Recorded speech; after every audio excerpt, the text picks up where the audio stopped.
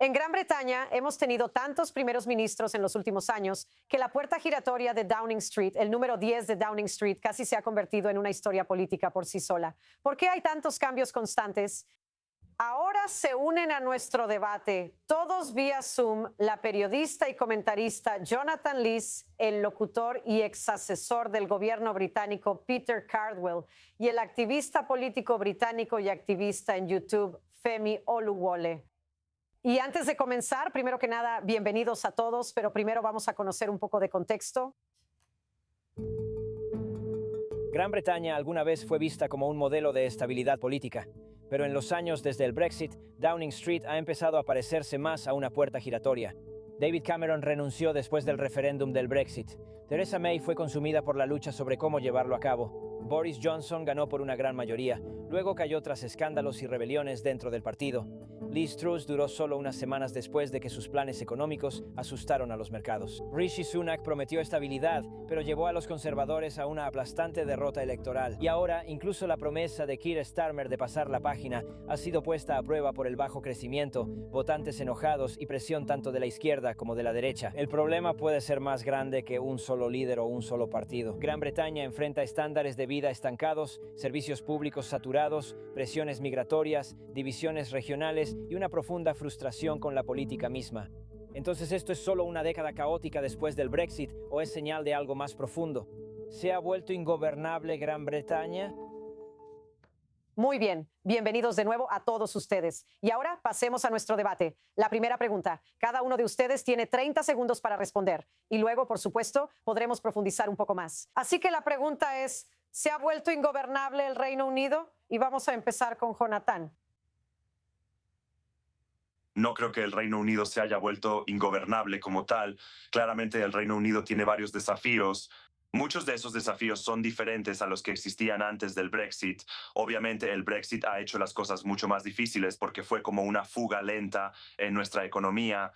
Y ahora estamos enfrentando ola tras ola de presión económica por cosas que no elegimos, como el COVID, la invasión de Ucrania, la guerra en Irán. Pero esta sí fue una que elegimos y como estamos enfrentando tan poco crecimiento, es algo con lo que tienen que lidiar, pero realmente no pueden abordar la raíz del problema. Y ese es el problema. Muy bien, Jonathan. Y ahora, Peter. No creo que el país sea ingobernable necesariamente, pero sí creo que los principales partidos políticos probablemente sean ingobernables, muy difíciles de liderar, tanto para Keir Starmer como para sus predecesores conservadores. Tenemos el mayor crecimiento en el G7, aunque eso es un poco como decir que eres el más alto de los compañeros de casa de Blancanieves. No es realmente algo de lo que presumir, pero sin duda la economía es una gran presión. No estoy seguro de que todo eso tenga necesariamente que ver con el Brexit. Creo que hay otros factores globales, pero claramente cuando se trata de un plan claro, eso es algo que la gente está buscando y Andy Burnham podría ofrecerlo. Muy bien, Femi. Bueno, los dos principales problemas son el Brexit y el sistema de votación. El sistema de votación significa que prácticamente todos los gobiernos son elegidos sobre la base de una mentira, porque los partidos realmente no se mantienen fieles a sus valores. Tienen que intentar atraer a la mayor cantidad de personas posible, lo que básicamente los lleva a fingir. El partido de izquierda finge ser lo más de derecha posible y el partido de derecha finge ser lo más de izquierda posible. Y luego cuando llegan al poder terminan decepcionando a sus votantes. Y así terminamos y ellos terminan teniendo que irse. Y con el Brexit, dado que desde 2018 ha sido de conocimiento público que el gobierno sabe que no importa lo que hagas con el Brexit, te va a empobrecer. Cualquier gobierno elegido con el mandato de empobrecer a este país apoyando el Brexit nunca va a durar. Y bueno, ahora podemos profundizar más y vamos a ir en el mismo orden solo para evitar cualquier confusión. Pero ya sabes, el Brexit, otra vez, ya son 10 años, lo cual es difícil de creer que hayan pasado 10 años. Ha habido 6 primeros ministros, sin contar quién será el reemplazo de Keir Starmer. Obviamente sabemos que es algo histórico, sin precedentes. ¿A qué atribuyes realmente la falta de estabilidad, además de lo obvio como el COVID y todas estas cosas que están fuera del control de todos? Jonathan, tú primero. Todos los diferentes primeros ministros han fracasado por diferentes razones. Obviamente, David Cameron fracasó por el Brexit. Esa fue una batalla que él eligió para sí mismo. Pensó que la iba a ganar. Falló. Su sucesora, Theresa May, fracasó por el Brexit. Obviamente, Johnson fracasó por su personalidad y sus defectos de personalidad. Y luego Truss por la misma razón. Luego tuviste a Sunak, que no pudo ganar, porque el Partido Conservador ya estaba derrotado. Y luego tuviste a Starmer, que realmente fracasó porque no tenía un plan, no sabía lo que estaba haciendo y cometió una serie de errores no forzados muy temprano. Así que, aunque podemos atribuir el Brexit como el comienzo del malestar del país y cómo las cosas empezaron a salir mal, fundamentalmente porque los políticos ya no podían identificar la fuente de nuestros problemas y tenían que mentir sobre los problemas. Pero, ya sabes, particularmente hasta 2024, desde entonces, con el Partido Laborista en el poder, ha mejorado un poco, porque el Partido Laborista no fue responsable del Brexit, así que pudieron identificar el Brexit más como un problema. Pero no van a hablar de volver a la Unión Europea porque eso volvería a abrir una caja de Pandora y destrozaría al Partido Laborista.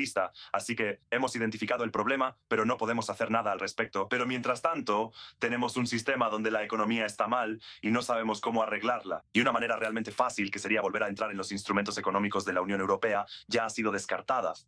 Correcto. Y Pedro, ¿estás de acuerdo o en desacuerdo? Estoy de acuerdo con parte de lo que dice Jonathan. No creo que la decadencia haya empezado necesariamente con el Brexit, y creo que es muy fácil decir que el Brexit es la raíz de todo esto. Ciertamente ha causado fisuras y problemas. Y 10 años después, algunas personas todavía no superan el hecho de que incluso fue votado por la mayoría de la gente en este país, la gran mayoría, el 17.4% de las personas no fue la gran mayoría. Fue solo el 52%, pero aún así, una mayoría es una mayoría. El punto, supongo, en todo esto es que los líderes políticos han estado tratando de ponerse al día aquí. Han estado tratando de gobernar partidos ingobernables que han estado muy divididos, ciertamente los conservadores sobre el Brexit. Así que estuvieron unidos hasta cierto punto para concretar el Brexit en 2019, luego eso sucedió hasta cierto grado, y después de eso surgieron más problemas. Desde la perspectiva de Keir Starmer, Jonathan tiene toda la razón en que simplemente no tenía un plan, no sabía lo que quería hacer, y la cuestión es que tienes que empezar a trabajar de inmediato cuando llegas al gobierno. Tienes que, desde el primer día, saber exactamente cuál es tu plan, ya sea para arreglar las cosas, ser ambicioso o cambiar las cosas. Y mientras tenías a ex líderes laboristas, personas como Tony Blair, incluso Gordon Brown, que tenían varias ideas y cuestionaban a la gente, preguntando una y otra vez qué estamos haciendo y cómo estamos mejorando la vida de las personas.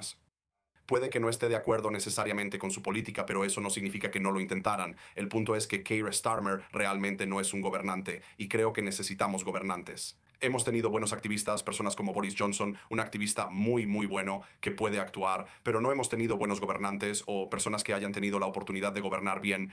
Y espero que si Andy Burnham se convierte en primer ministro en unas semanas, lo cual parece muy probable, tenga la oportunidad de gobernar en cierta medida en lugar de simplemente hacer campaña. Muy bien, Femi, ¿tú qué piensas? Quiero decir, ¿crees que no tener un plan fue parte de eso? ¿Y tienes confianza en que su posible reemplazo, del que todos están hablando, tenga un mejor plan o al menos un plan, punto?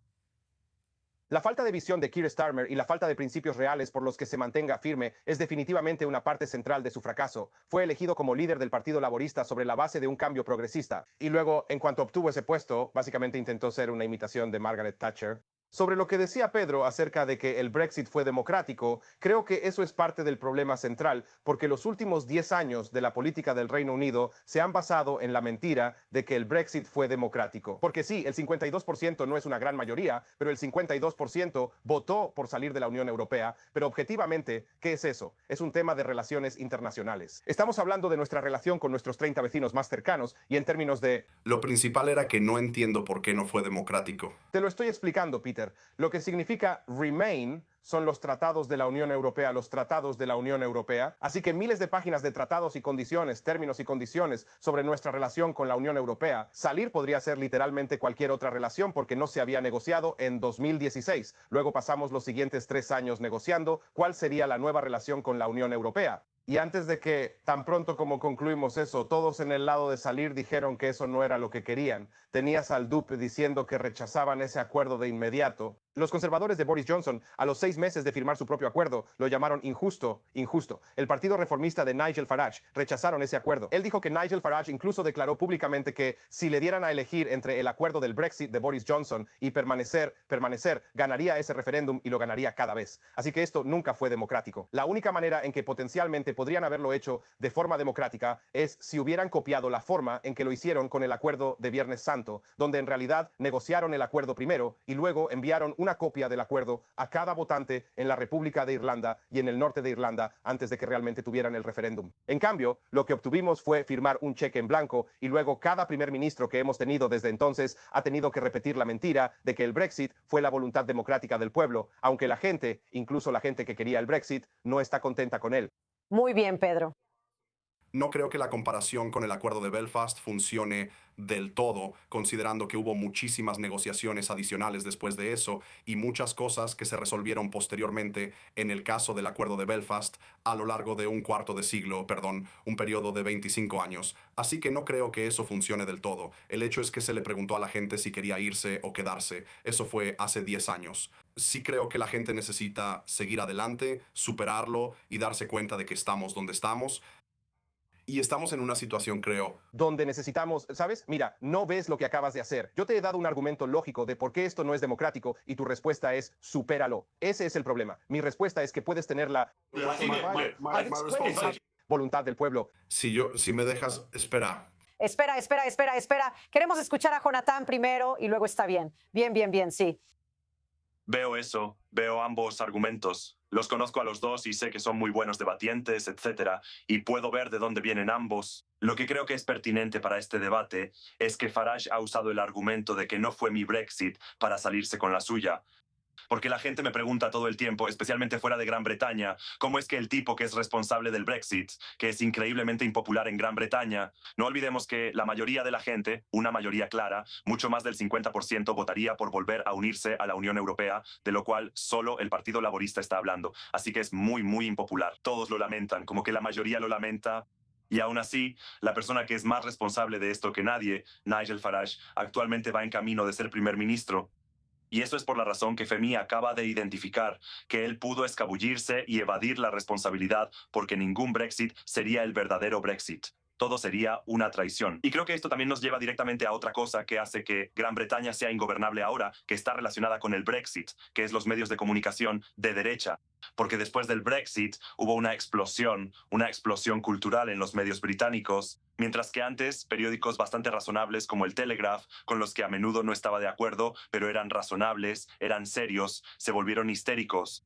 No hay otra palabra para describirlo. Se volvieron histéricos, como que se infectaron con esta idea de que el Brexit tenía que cumplirse a toda costa, que todos tenían que amarlo. Había una traición en cada esquina. Estos periódicos se volvieron paranoicos. El establecimiento mediático se volvió increíblemente paranoico y había traidores en cada esquina. Ya sabes, el Daily Mail hablaba de enemigos del pueblo. The Sun hablaba de traidores. Ahora escuchamos mucho la palabra traidor en el discurso británico. Antes nunca era así.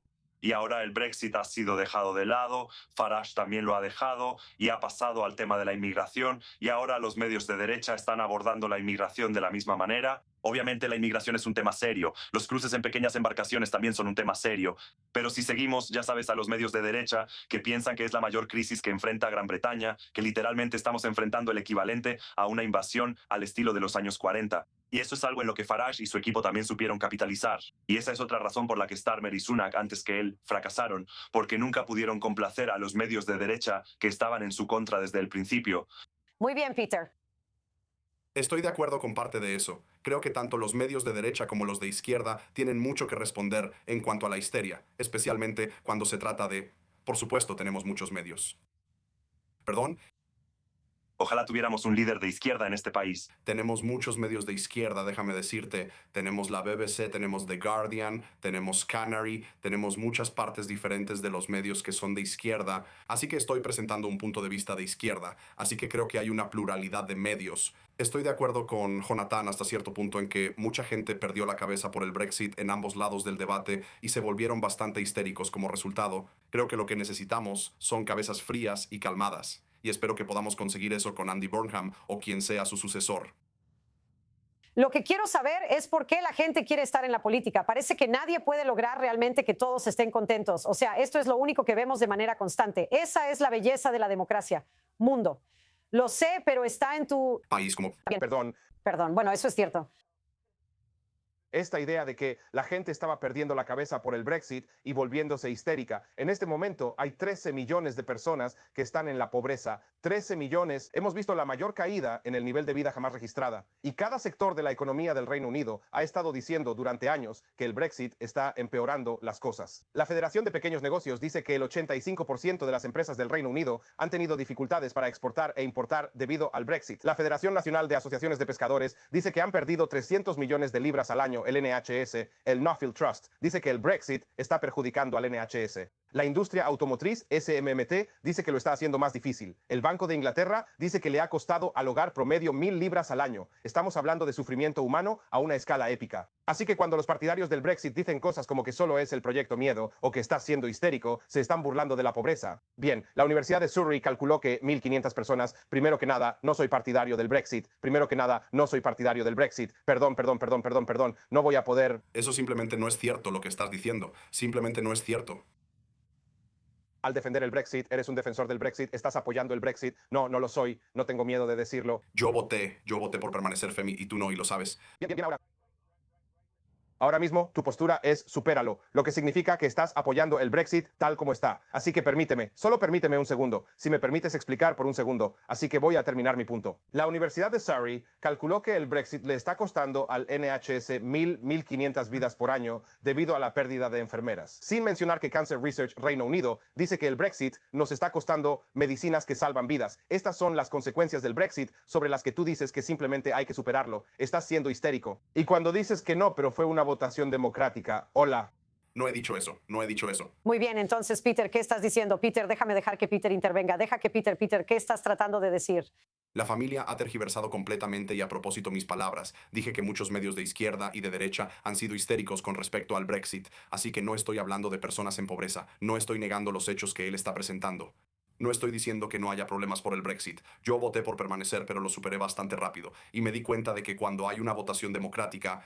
Incluso si... Espera un segundo, espera. No sabes nada sobre mi pasado. No sabes nada sobre mis finanzas. No sabes nada, así que cálmate un segundo. El punto es que el hecho es que hay muchas personas que todavía no lo superan. Está bien, ellos pueden estar tan molestos por eso como quieran.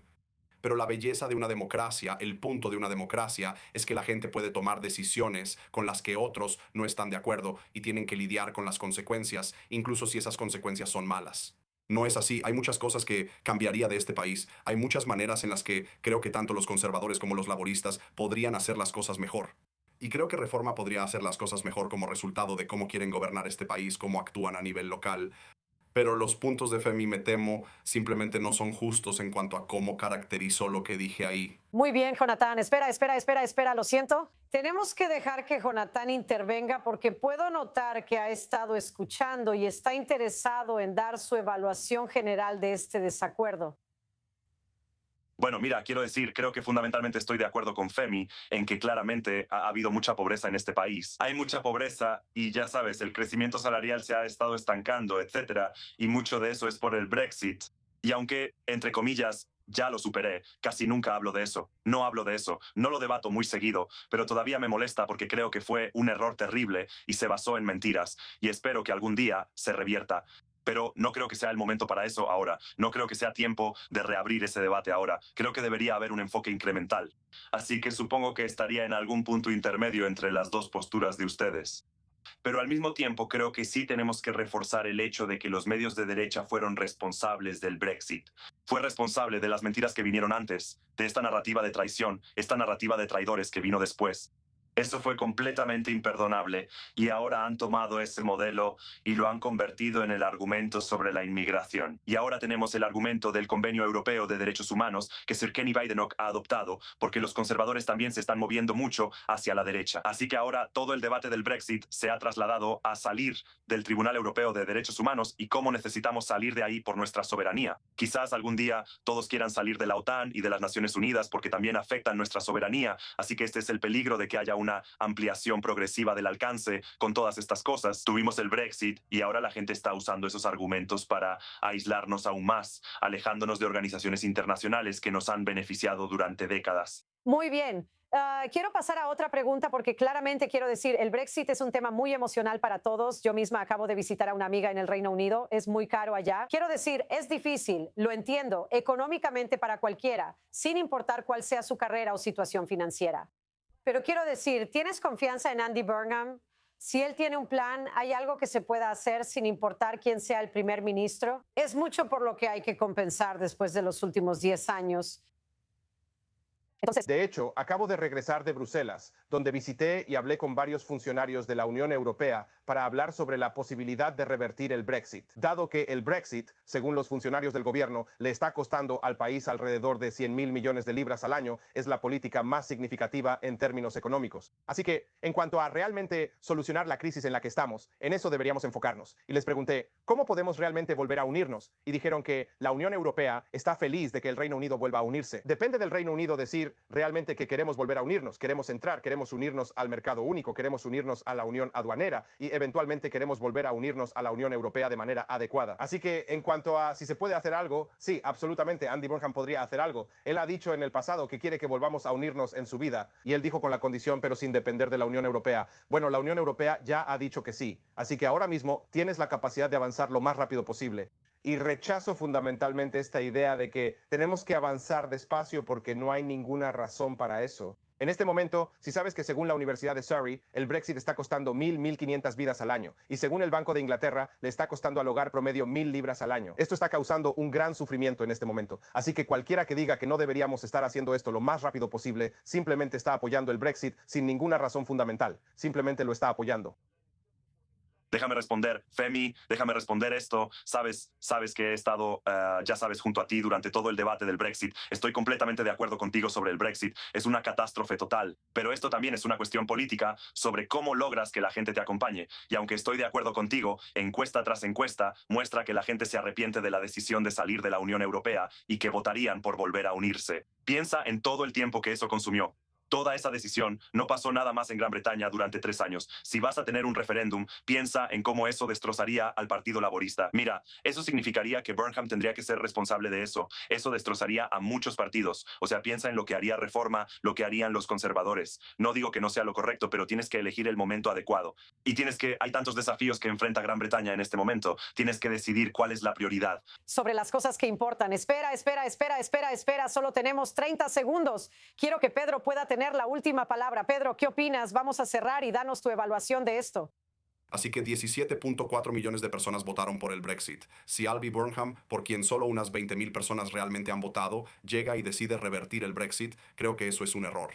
Creo que hay muchas otras cosas en las que él tiene que enfocarse. Tiene una bandeja de entrada enorme. En este momento hay muchísimas personas proyectando su opinión sobre lo que él debería hacer. Mañana escucharemos más de él. Tiene un gran discurso económico. Voy a escuchar muy atentamente eso para ver cómo arregla las cosas o cómo quiere arreglar las cosas en la economía del Reino Unido. Muy bien, gracias a todos. Ojalá tuviéramos más tiempo. Es un tema claramente muy relevante y solo tendremos que ver qué sucede. Jonathan Lees, Peter Cardwell y Femi Oluwole, muchas gracias por ese debate tan animado y regresamos después de la pausa.